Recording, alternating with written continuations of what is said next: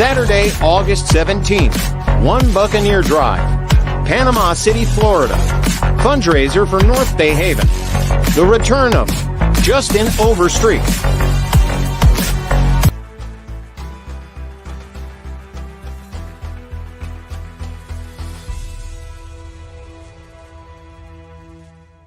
Good evening, everybody. This is Huge Pop from the Huge Pop Wrestling Podcast.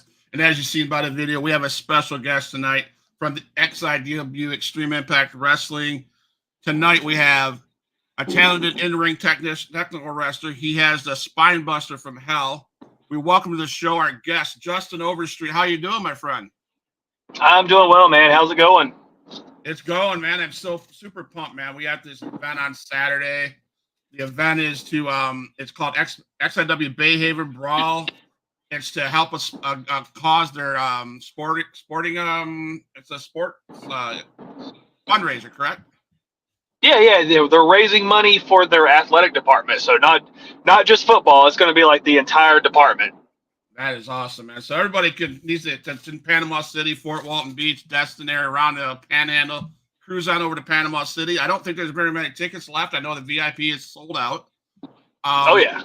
Meet and greets, I believe, are they still selling, or are they sold out too? Or I think. See, I'm not quite sure on the technical side of that. I know VIP is sold out, like the prepaid sold out, so that's different. I do know that they've probably sold a half a dozen of the floor seats already as well. So, they're encouraging people to go ahead and prepay and get your tickets now, because we are allowing the school to their athletes. So they're doing a contest, is what I was told. The athletes are selling tickets now, and whichever athlete sells the most tickets by the show day, they're going to get one sport admission waived for the year of 2024-2025. So awesome. we're kind of like putting them to work, but making it work for them as well. Because I know I'm a dad that I coach softball, but I got kids in sports, and those fees are expensive. So if they're going to waive a fee for one kid, that's huge. That is huge, man. And I can tell you, Huge Pop Wrestling fans, I met XIW. I met Justin Overstreet 2 years ago in Panama City, my first Indian event. These guys put on a heck of a show. They are nothing short of, they just put their bodies on the lines, and they have grown so much. I mean, you guys have grown so much in 2 years that it's incredible. And so you guys are just amazing people. And again, I thank you guys for allowing me into XIW to bring my podcast there. It's that time I get to do as self-care. I can back away from my foster kids and escape reality, right? So, and tonight I get to escape reality with probably one of the coolest dudes in the locker room at XIW. One of the most welcoming guys. I hate to say that, because who knows, he might turn on us any second. So we never know, right? You never know what's going to happen at XIW. Ever. Yeah. Oh yeah. No, yeah. That is one good thing about XIW is, I'll say, at least on the talent side of things, they make sure they bring in the best talent they can find. And I will say, fortunately enough, on a personal level, they treat their talent with respect. They don't treat them like a number, so the XIW is somewhere you want to be, especially if you want to be treated as a professional. Absolutely. So, man, what we have been doing is missing Justin H2O. I think the last time I seen Justin in the ring was at least 4 months ago. So XIW does a show every 2 months, and I don't think I've seen you since Chaos in the Cage. Yeah, that was the last time I wrestled for XIW. Yeah, so he's been on the injured list. So can you talk a little bit about the injury? Because I have a question at the end. So I didn't know this, but you've been dealing with an injury for the last 8 years. Oh yeah. So I've herniated 3 of my discs in my lumbar, L3, L4, and L5, about roughly 8-9 years ago, give or take. I did it in a match in Mississippi, and you know how us dudes can be, man. We don't want to go see doctors and everything. So I went to a chiropractor, and he adjusted me, and I got back to normal. So I didn't think nothing of it. But it was a nagging injury for close to 8 years before he finally said, "Listen, dude, you're here too much. I mean, I know you know, I'm okay with you being here a lot because obviously it's a business, but you know, we want to know what's really wrong because you're coming here in too much pain and, you know, like your body's always tight, stiff, and all that. So we need to figure out what it is." And finally agreed to do an MRI, probably January of 24. And that's whenever we found out that I had the 3 herniated discs. So you thought better of it and said, "Hey, I probably should go through some rehab, have it fixed." Yeah. I mean, it's one of them things, man. Like, you know, I'm 35. I don't know how much I got left in the bump card. And, you know, there's the afterlife. And, you know, you want to make, I got 3 daughters. And, you know, I want to make sure, you know, well, let's put it this way, in wrestling years, 35 is old, but in real life, 35 is still young. I want to be able to do stuff once I'm done with this, you know? I don't want to be bound to a bed or just like, hey, I can't do it today, my back hurts. So I just had to be smart about it and go to some spine therapy. There you go. So we can say this, but I'll say this because of that. We could debunk the fact that wrestling's fake. Oh yeah. Far from fake, right? Oh yeah, but I mean, you were telling me earlier that it was a jump off the second rope. Oh man, it's the craziest things too. It's like it wasn't even in action. Like I got up on the second rope, you know, try to get the fans involved before the match even started. I stepped down as, you know, normal as possible, and I didn't even notice it when it happened either. That's what the crazy part was. Like I turned around, looked at my opponent, and all of a sudden I felt kind of some discomfort. I'm like, you know, nothing big. I went through the whole match. I arm dragged the guy, and I couldn't get up to my normal position like I could every other time. And I'm like, oh, okay, something's probably wrong. I can't use my right leg that well. And, you know, it wasn't until 12, 13 minutes later after the match, I get back to the locker room. My adrenaline stops pumping, and all of a sudden, like, the worst pain of my life. Wow. Yeah. So everybody out there, wrestling is not fake, guys. Let's go. They take bumps. I mean, you know. So now that you're back on the mending, you're supposed to be in action on Saturday. What's the training been like to prepare for Saturday XIW? Well, see, I've been doing more cardio conditioning now. You know, I want to protect my back, obviously. So I've got with a trainer, and, you know, we've started, instead of trying to clang and bang, as they say, with the heavyweights, we went with more light to moderate, higher reps, and just tried to full blast cardio. And, you know, I've been sticking to some yoga as well, just to try and keep the mobility there. So, I mean, you might see a little bit quicker, a little bit more nimble Overstreet now. All right. Now, you have in the past worked with Impact and NWA, correct? Correct. Mm-hmm. So can you tell us any of those quickly about NWA and Impact, your experiences there? Was it educational? Did you learn a lot with those guys? Or is it just like being in an XIW ring with them?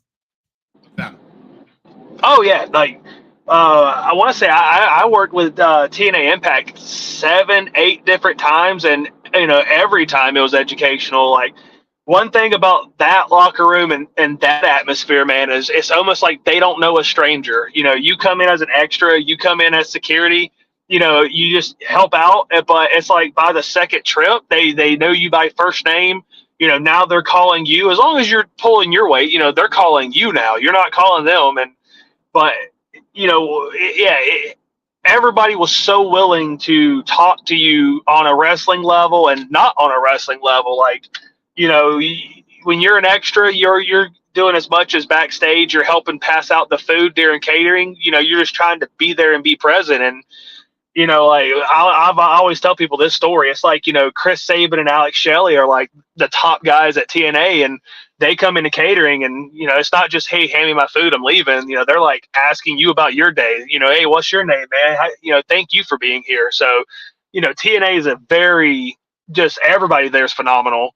And yeah, same way with NWA. I did one spot with them in Dothan, and, you know, yeah, everybody was humble. Everybody was offering their insight on the matches, on your gear. Like, hey, man, you know, I like the outfit. You know, what was your inspiration with it? Like, you know, everybody wanted to know about you. Now, how did you come across those? Do you Google, hey, opportunities, or do they reach out to you guys? I mean, it takes a little bit of networking, a little bit of researching, but kid, a lot of the younger guys ask me this a lot lately, and like I've been telling everybody, dude, just ask. No one's coming for you. It's your job to network. No one's coming for you. Like it is a shot in the dark that you just happen to get discovered. You just happen to get that phone call by some random booker. Like it's about you, man. You got to be willing. And at the end of the day, like I said, just ask. With TNA. Cody Deaner came to Panama City Beach, Florida, and he was, going to live here temporarily. And just somebody told him to get a hold of me. I could probably help him find bookings, and we hit it off from there. While he was down here, I probably helped him get 5, 6, 7 bookings while he was vacation. And I told him, I said, dude, I don't want a job. Well, I want a job. I'm not asking you to get me a job. Can you just get me in the door? And that's all it took, and same way with NWA, man, just ask. I saw that the owner or the manager of the Dothan Civic Center, he tagged Brian Idol to one of his posts and just talking about, hey, me and Brian Idol hooked up and we're getting NWA in Dothan. So I messaged Brian and said, hey man, I'm from Dothan originally. I feel like I can bring value. Can I sell tickets for a chance to be in your ring? And he hit me back with, hey, man, I found out you were from Dothan. I heard about you already. So, yeah, I'd love to let you sell tickets. And, if you can hit this mark, we'll put you in the ring. That's awesome, man. And podcasters are the same way. You got to take that chance, take that opportunity, and network yourself. Yeah. So I get that part, yeah. So, at the end of the day, I always tell people, like, what's the worst they're going to tell you? No. Right. How many no's you got to take to get motivated, Right. I mean, I took a shot. I was part of the River City WrestleCon in June. Oh, yeah. And I met so many cool people, and and I got so many opportunity just to go there and just put yourself out there. That's what you need to do. So I get that. Oh yeah, I mean, that's the same way with TNA. Like you said, just go there. After I talked with Diener and everything. The first show I didn't get access to. But me, Zane Stevens, and Cameron Thomas drove to Atlanta. It was like a 4.5 hour drive for us, unannounced. And we just showed up and, asked, hey, we want to speak to somebody who makes decisions around here. And, we didn't get in, but they took our names down and gave us free tickets to watch the show. But that's the thing. A few months later in Nashville, we, messaged them like, hey, man, we were the guys from Atlanta, and everybody already knew, or at least the people that could get us in already heard about us because we did that. And, they were willing to invite us to Nashville. So sometimes you just got to show up, man. And, if any younger guys watching this, what advice I got is if you do show up, don't ask the powers, hey, can I be in a match? Like everybody knows you want to be in a match. Go there and ask, how can I help? How can I be effective and bring value to what you're doing now so I can have a chance later? Absolutely. 100%. That's paying your dues, right? That's what that's called. Oh yeah, basically. Oh yeah. So we got to talk about Saturday night. Extreme Impact Wrestling. Here's the ad, guys. You can feel it, smell it, you can taste it. It's coming, and it's bringing something evil. Hell is coming to your small town, Panama City Beach. There will be blood and there will be violence. This Saturday at North Bay Haven Charter Academy, XIW proudly brings to you Bay Haven Brawl, man. The best live professional wrestling you will see on the Emerald Coast. We have a stacked lineup, triple threat matches with Malik Avalon, Zachary Mosley, Vordell Walker. Huge. Tag team titles, Controversial Inc. versus Ray Fury and Lucha Lacora. Now, that was insane 2 months ago. I'm telling you, we're at the podcast table. The show was their match is over. The Lucha guys lost. They came over, had an interview, and then all hell broke loose. Controversial Inc. came over, and I was like, holy crap. So we got that to happen. I probably didn't wrestle at night, but I was there. I still try to help out when I can. And no, I was there and saw that. That was wrestling's fake right now. That was about as real as it gets. Yep. Then you got Bubba Shaddix, one of the most arrogant, determined middleweight title holder. He's against Darius Butler. We have the Worldman's Tag Team Champion, where you see LeBron Escobar versus Erica Demi.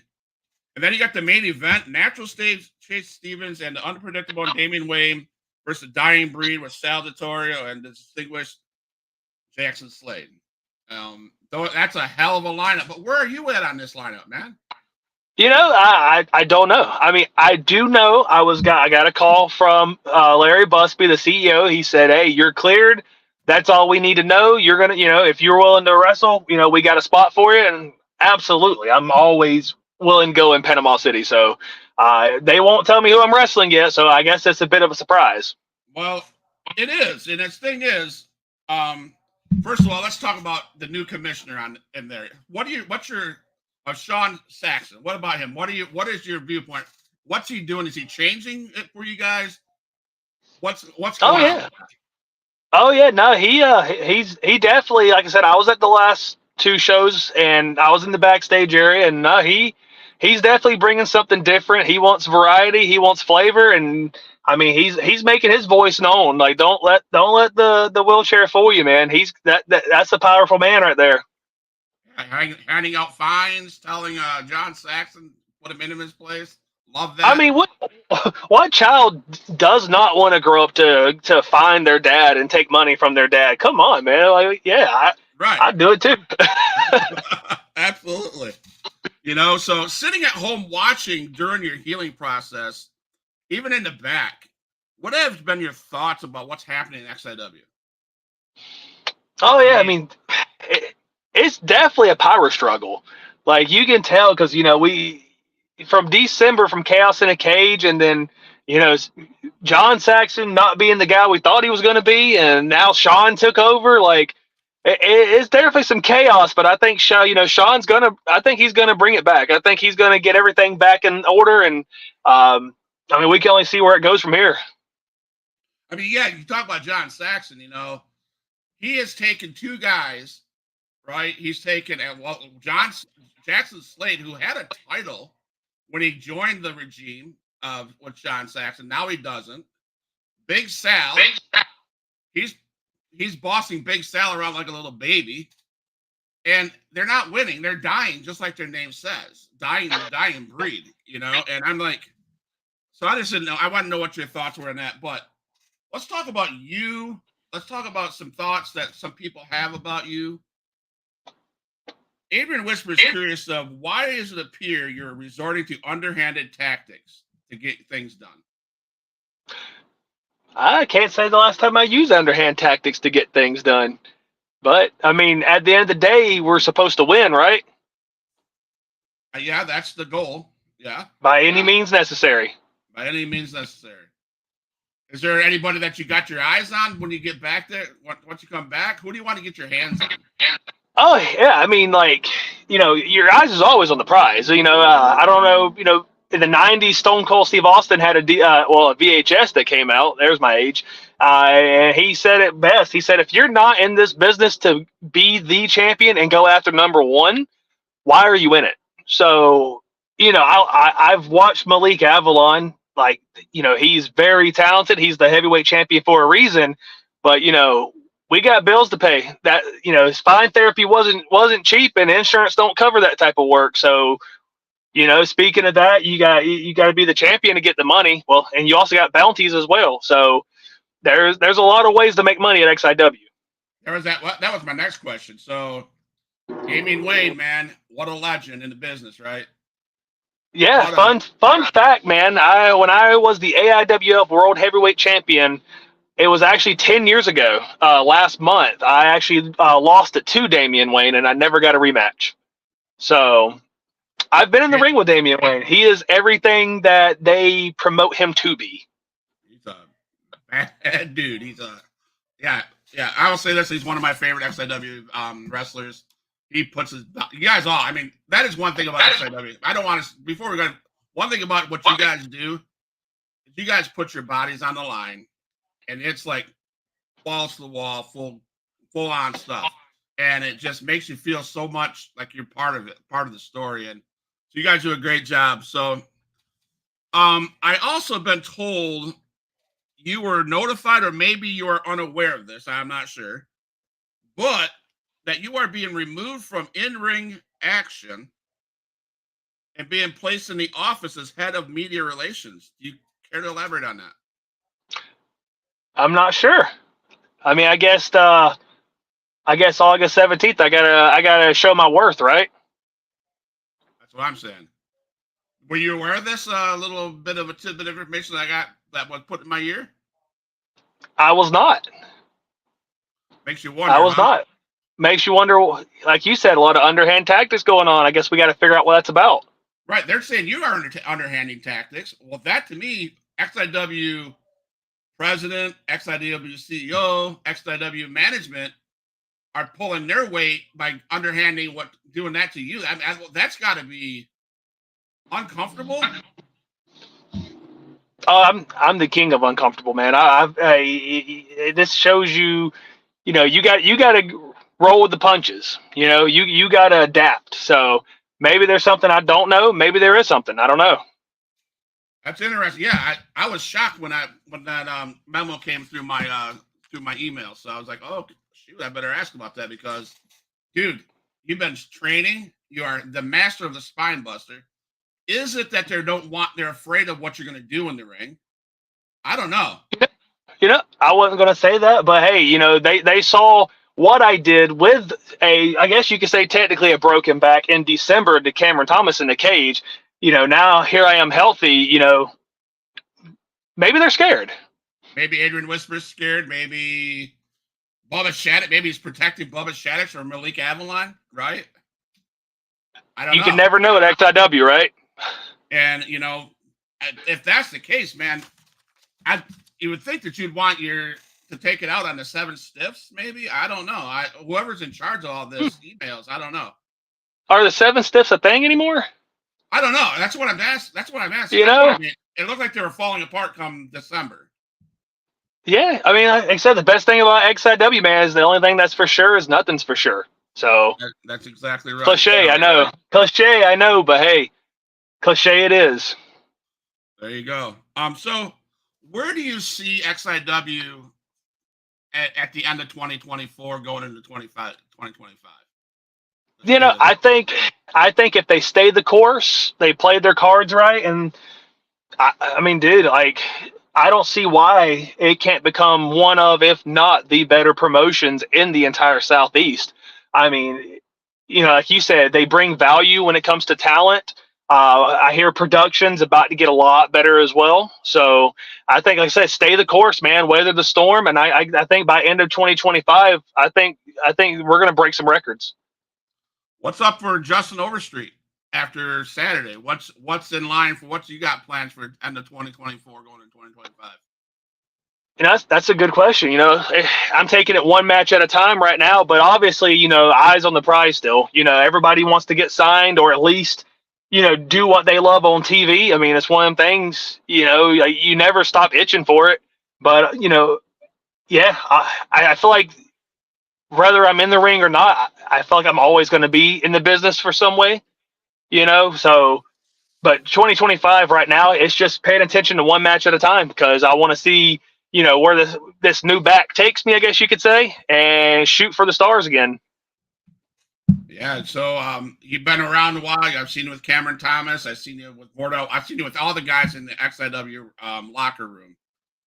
And you've manned it up. You've stood your ground. I don't think there's anybody there that you can't beat. I don't see any. Jackson Slade, you could beat him. Big style. That might be a hardcore match, but I think you could take him out. It would be rough, I'm sure, because that guy's a monster. Hey, that's a big old boy right there. But it's like I said, I live my life based on any given Sunday, man. Anybody's beatable. You might limp away from some of them, but anybody's beatable. So who would it shock? Would you be shocked if you seen one person? I mean, if I don't know, Cameron Thomas showed back up, or I'm going to throw Johnny Knockout. There's a name for you. That's comical, I know. But is there a message for any competitor, whether it be a Cameron Thomas, a Jackson Slade, a Damian Wayne, Chase Stevens will be in the house? Is there anything you need to say to them before we close the show? Because I know I have kids, you have kids. We got life to live, right? So Yeah, I mean, you need to say. I mean, the message is clear, man. Like I said, one match at a time. But I'm if I was coming back just to play around it, that'd be a waste of time, waste of money. Like I said, back therapy's not cheap. Insurance don't cover it, and I'm not coming back to play. I'm not coming back to play wrestler. Eyes is on the prize. Eyes is on the money. Eyes is on anyone who stands in front of me. It doesn't matter who it is. I guarantee you there's probably stronger, bigger, tougher out there, but they will not outlast.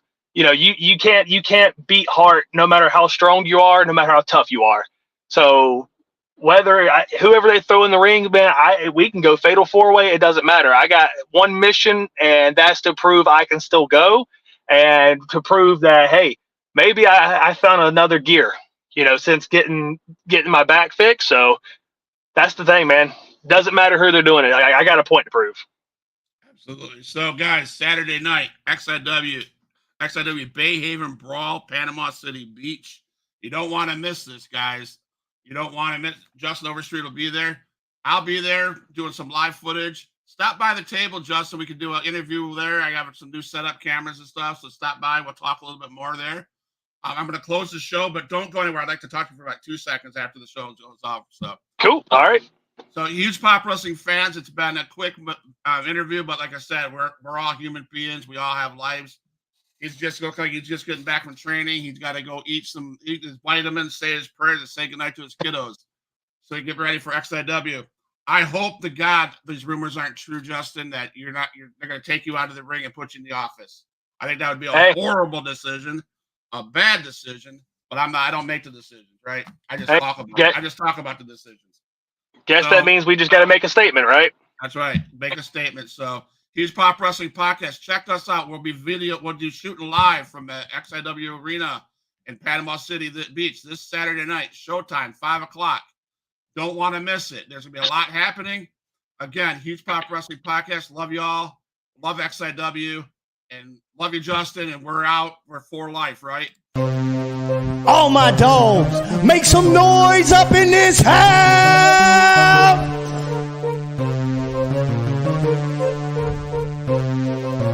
Who is in the house? Who is in the house? It's the gangster of destruction, so you know what's going down. And when the drive-by's coming, then you better hit the grind. Cause when your body hits the canvas, then your head is knocked out. Who is in the house?